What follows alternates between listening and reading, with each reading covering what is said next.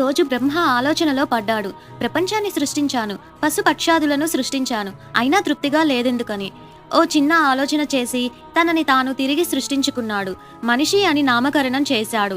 అన్ని తెలివితేటలను, సకల సామర్థ్యాలను ఇచ్చాడు. ధైర్యం, సాహసం, నమ్మకం, ముందుచూపు, ఆత్మవిశ్వాసం నిండా నింపేశాడు.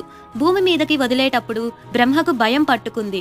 వీడు కాలాంతకుడు, ప్రాణాంతకుడు, దేవాంతకుడు అయిపోతాడేమో, వీడి బలాన్ని మొత్తం వీడికి దక్కకుండా దాచేయాలి అని అనుకున్నాడు.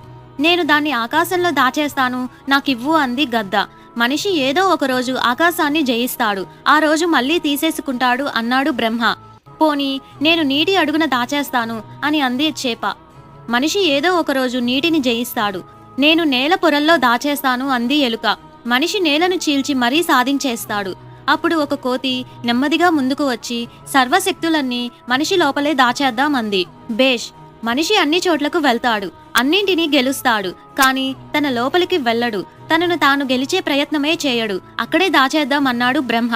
అప్పటి నుంచి బలాన్ని మనిషి తనలోనే ఉంచుకొని బయట వెతుకుతూనే ఉన్నాడు. నమ్మకం మించిన శక్తి లేదు, శక్తి ఉంటే అపజయం లేదు.